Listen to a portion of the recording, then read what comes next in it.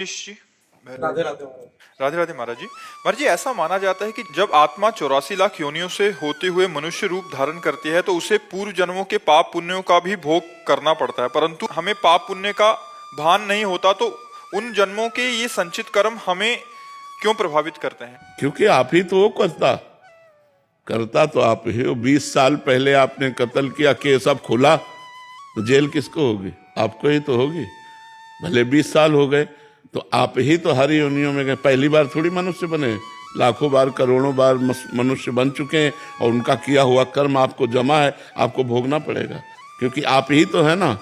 हमारे लिए नया जन्म है, लेकिन भगवान के लिए तो पता है ना कि ये वही आत्मा है जिसने अमुक पाप किया था, तो इस शरीर में आपको भोगना पड़ेगा।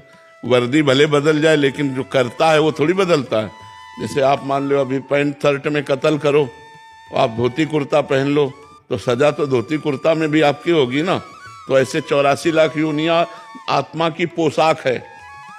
कभी सुअर बना, कभी कुत्ता बना, कभी गधा बना, कभी देवता बना, कभी मनुष्य बना, लेकिन बनने वाला तो वही है। ये पोशाकें पहनने से बनने वाला नहीं बदलता है, इसीलिए उसको भोगना पड़ता है, उसी आत्मा को भोगना पड़ता है जो अज्ञान जनित कर्म करके, पाप कर्म करके अब हम मनुष्य नहीं बने। अब हम अपने को बचा सकते हैं, अब बचाने का टाइम है। यदि हम भगवान की शरण में होकर के नाम जप करने लगे, संत सत्संग करें, शास्त्रों का स्वाध्याय करें, तो अपने पापों को भस्म करके हम भगवत प्राप्ति कर सकते हैं। अभी चांस है। और अगर मनुष्य शरीर छूट गया फिर कोई चांस नहीं, फिर 84 लाख योनियों में भटकते रहो। फिर कभी अवसर भगवान देंगे, मनुष्य बनाएंगे, फिर सत्संग मिले तो फिर चांस मिलेगा। नहीं तो देखो, इतने बड़े महात्मा भरत जी अपना राजपाट, संतान सुख, राज सुख सब छोड़कर गंडकी नदी के किनारे भगवान की प्राप्ति के लिए भजन कर रहे हैं। एक हिरन में आसक्ति हो गई तो अगला जन्म हिरन का हुआ कि नहीं हुआ?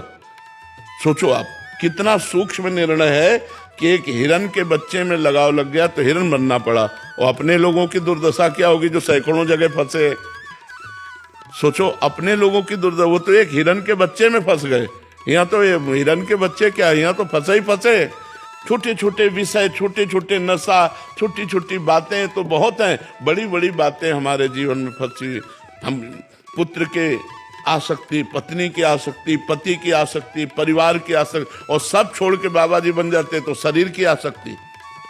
ये भी दुर्गति है, ये भी दुर्गति का कारण है। जब किसी से प्यार ना रहे, केवल भगवान से, तो मुक्त हो गया। यही अवसर है, भजन कर लो। भजन के द्वारा सब आसक्तियां मिटाई जाती हैं, नहीं तो भोगना पड़ेगा। क्योंकि कर्ता तो वही रहता है, कर्ता नहीं बदलता, उसका रूप बदल जाता है, स्वरूप वही रहता है। रूप बदल जाएगा मनुष्य का, स्त्री का, पुरुष का, नाना प्रकार के अन्य योनियों का। तो इसीलिए कर्ता को भोगना पड़ता है, क्योंकि जो मालिक है वो कर्ता को देख रहा है, पोशाक को नहीं। पोशाक है ये तो पोशाक नहीं है, लेकिन जो पहनने वाला है वो तो पुराना है ना, इसीलिए